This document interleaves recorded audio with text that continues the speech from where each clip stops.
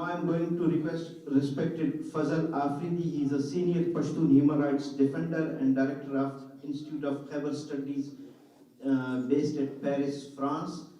So he has been organizing conferences, particularly about raising the issues of Pashtun people by the same state, by the same forces, and by the Pakistani forces, how Pakistani forces are treating Pashtun people over there, and why the state is disappearing their people. Thank you, sir. The floor is yours, Fazal Afridi. Thank you very much, Munir Mangal, for inviting me to this important conference on the occasion of the 49th session of the United Nations Human Rights Council. And it's an honor to speak on the subject of enforced disappearances so that the people know about it and awareness is created. Before reading out my speech, I've been jotting down the important words from our speaker and on the enforced disappearances. Underreported, we know that the real number of cases all over the world, especially about enforced disappearances in Pakistan, Balochistan, and particularly in Pakhtunkhwa, the Pashtuns who have been disappeared during the last 20 years during the so-called war on terror. Undocumented, most of the cases are undocumented, and find the truth, how we can find the truth. We can find the truth by collecting the data, making the noise. Unheard issue, it is unheard because people, due to fear, they cannot communicate, they cannot give information about their loved ones to the civil society, the NGOs which are working there, and due to that, the international community is not aware of it. Impunity, the state of Pakistan, we will talk about all the other states also, but I'll talk about the state of Pakistan because there is impunity. No justice is done.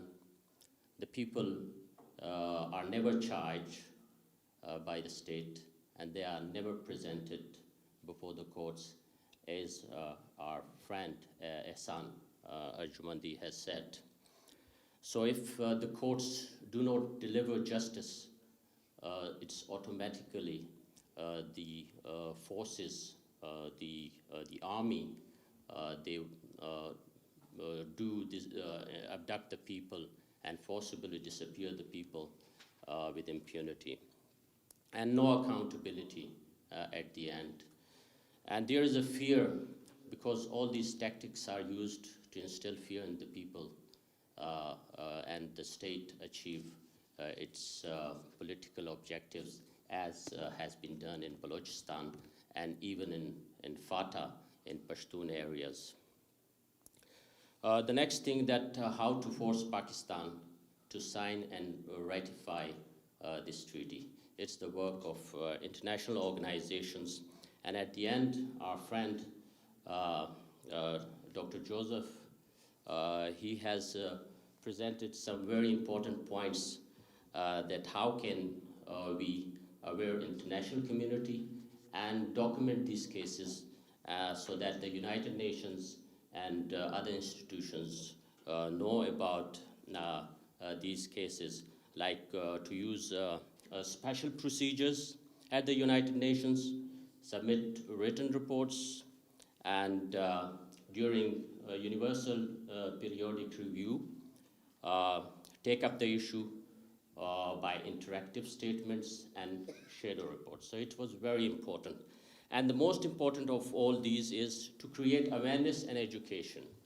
So not only at the universities, we should talk with the students, we should inform the academia so that they prepare the reports and prepare the laws so that this practice of enforced disappearance it ends. So the time is short. I would not go into details.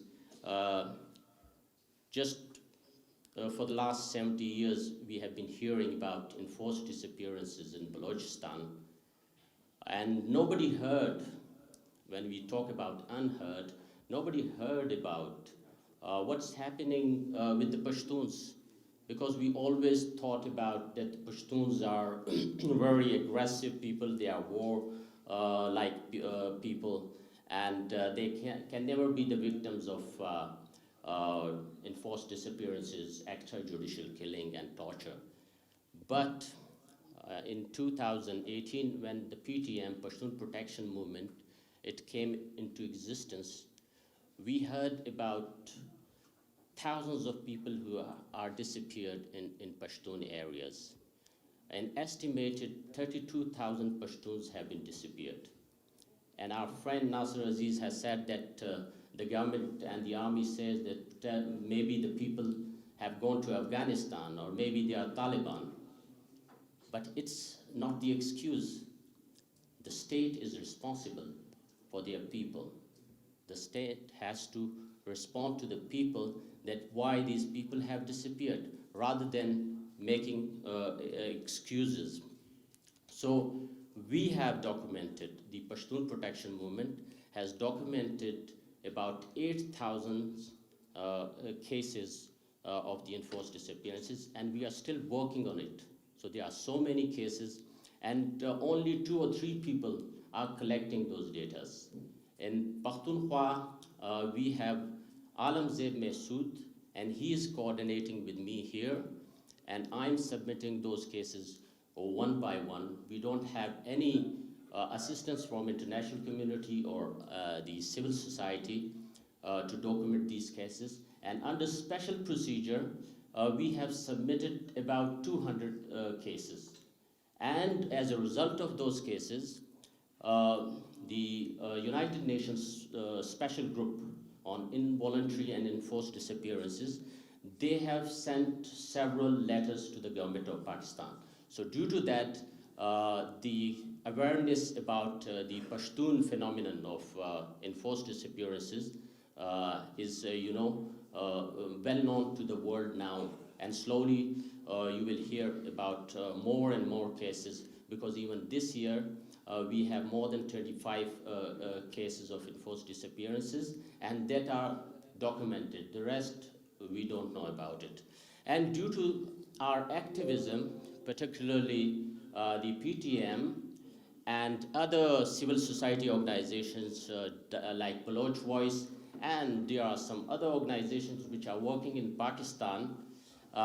In Khyber Pakhtunkhwa, the controversial ordinance, Action in Aid of Civil Power, due to which very wide-ranging powers have been given to the military to abduct people and keep them in different internment centers in Pakistan for years.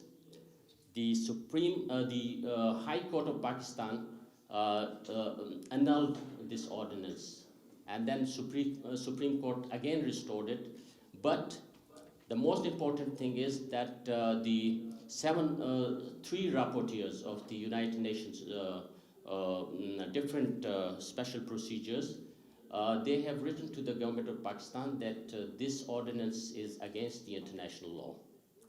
So there is a great effort going on from the Pashtun people and Baloch people, as our friend Munir Mangal is doing, and we will continue these efforts. And the only possible way is our friend from Sindh has said that we have to collectively, all the oppressed nations like Sindhis, Balochis, Pashtuns, and Kashmiris, we have to collectively work on it.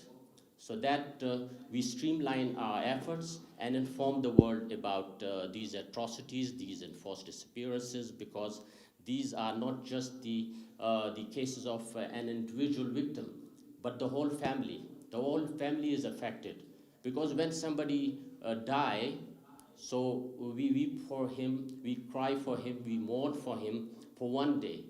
But when somebody is disappeared, every day we mourn for him. So that there is like a death, like somebody is dead in the house every day.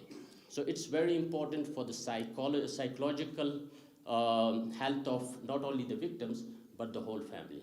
Thank you very much.